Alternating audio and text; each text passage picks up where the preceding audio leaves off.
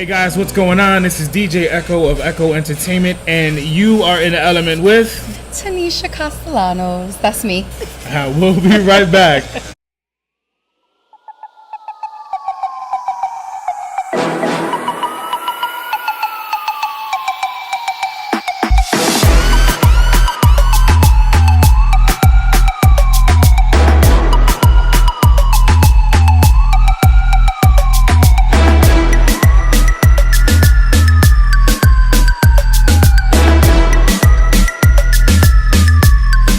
What's going on? Again, this is DJ Echo of Echo Entertainment, and you're in the element with Tanisha Castellanos. Tanisha, how are you? I'm great. How are you? I'm doing awesome. Right now, we are in Janie Liz Creations in Middletown, New York.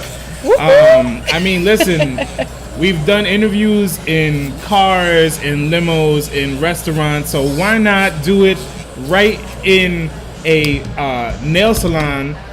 Janie Liz is a friend of mine, also has done work for Tanisha before, yes, so why not come in and do this?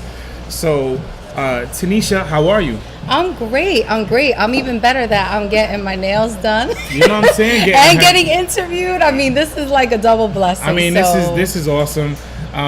Real quick, we want to say that your earrings and stuff, right, have been supplied by Rosie's Fabulous Bling. So yes. we want to make sure we give all of our shout outs to everybody. Yes. So we're just gonna jump right into this. Is that cool with you? Listen, I'm ready. I've been ready. All right, that's it. You were born ready. So let's do this. So all right, so when did you start singing? It's interesting when I was thinking about that. I've been told I started singing at 2 years old. And the story that goes with that is that I was born, not too many people know this, so you're going to get some exclusives today. All right, we like it. I was born with hip dysplasia in both hips. Hip dysplasia is a fancy way, clinical way of saying I was born with no hip sockets. Wow. And typically, it's in one hip.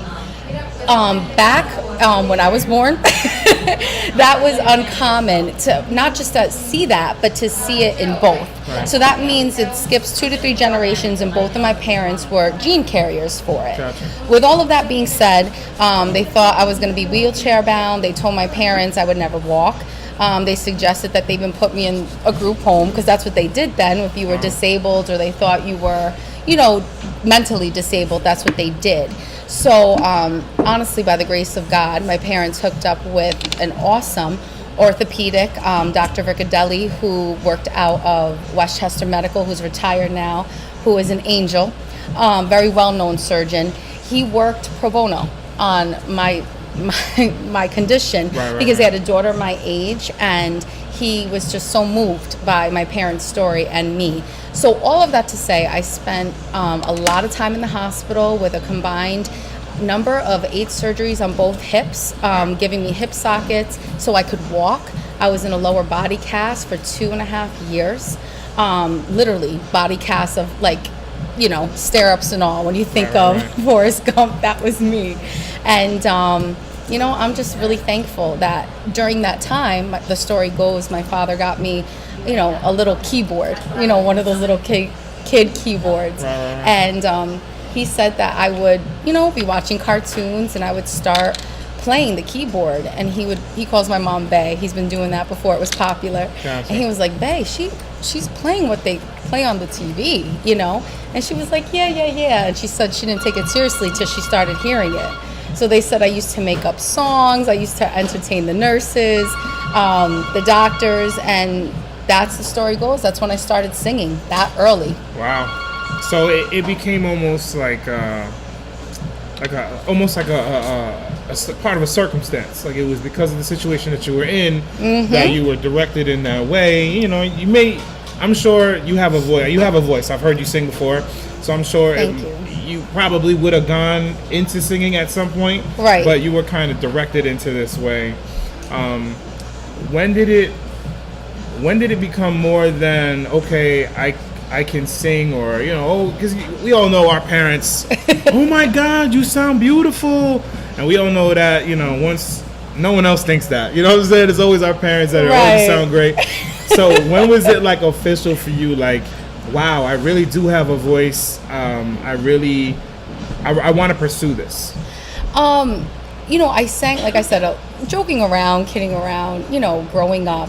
And I remember kind of that defining moment for me I was in, I believe, 7th or 8th grade. It was junior high, who doesn't love middle school years.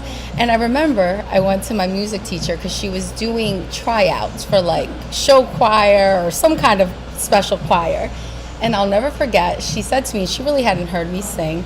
She said, I'm really picking, just letting you know, really special voices for this. And I was a little offended, of course, being 11, 12, 13 years old, like, okay, I hear you in my own head. And I was like, okay. She's like, so, if you just don't get in, don't be upset. This is, for special voices. And I tried out, and she looked at me like, where have you been? And she was like, well, I ate my words.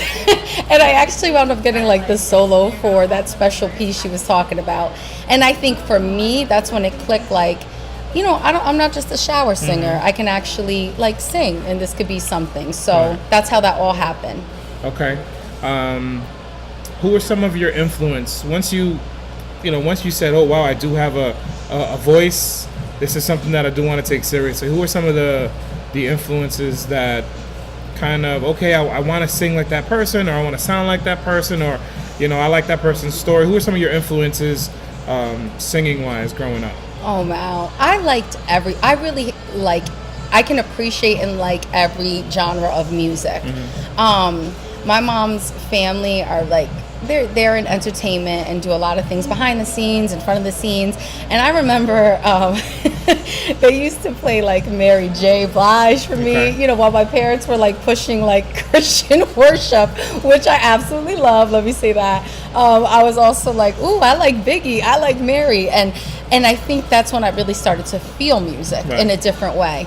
I grew up, and I still love, Michael Jackson, Taylor Dane, all the greats that way who are still around, Keisha Cole, Whitney Houston, all the legends that will always be legendary. They were definitely influences in me loving music, wanting to sing music, wanting to lip sing and perform, all of that. When did you say, all right, I want to put something on record?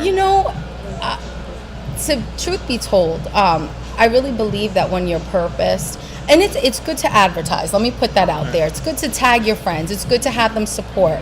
But when your gift will make room for you. I don't believe that you have to tell everyone, I'm beautiful. If you're beautiful, it's going to come to you, just as an example, right? I mean, I don't have to plaster that 1,000 times to convince you. That's more convincing me. So when it came to music, I had a lot of different opportunities come throughout my lifetime at different stages. And for different reasons, I really shied away from it because I was like, this is just, I'm just going to say it, this is like a dirty business. You can't trust anyone. Exactly. Everyone wants something for something. Yeah. This is not me. Although not perfect, I definitely, my relationship with the Lord is number one. That's why I would do things. And I just knew like if this is what it's like, I could pass on the track. I don't care who I sing for, who I can work for. And it was later in life for me that came. I really thought that was just something I was going to keep as a hobby, until some, producers and singers heard me sing, and they were like, I can't believe you don't have anything recorded. Mm-hmm. And that's how it kind of all happened. It kind of got like that second, third, fourth wind. I believe you could have as many winds as God allows. Gotcha. And that's when it became more of a reality. And I think more than anything, I've learned that when you're an artist, when you're gifted, that's not something that will ever leave. I know that what I have, I don't think it, I don't contemplate it. I'm thoroughly convinced that what God has gifted me with is to be seen, is to be heard. Right. And it's my moral obligation and duty to do it. Right. So it's more than a song, it's more than a look, it's more than this interview, because you know what, those things pass away. Yeah. But whatever I sing, whatever I write has purpose. That's my goal. I'm not here to, a lot of people chase the bag and make money and want a lot of things that come with it, Instagram famous, social, whatever it is, you know, and I'm not knocking anybody's hustle. But for me, the difference is it has purpose. There's a meaning in that. Somebody has to hear that's hurting. Somebody has to hear that needs to be inspired. Somebody has to hear what I've been through to say, I needed to hear that because I've been through that or maybe worse. So that's when it became a reality to me of like, this is really not optional. I have to do what I was called to do. Gotcha. And when I haven't done those things, it definitely felt like something was missing. So now you have one song out right now. I do. Okay, and what's that one called? That one song, which was like 2 years ago. Doesn't matter. It doesn't matter. It's still a great song. It's a really, really great Thank song. you. That's my baby. I always say that. That's Thirsty, which is a Christian contemporary song.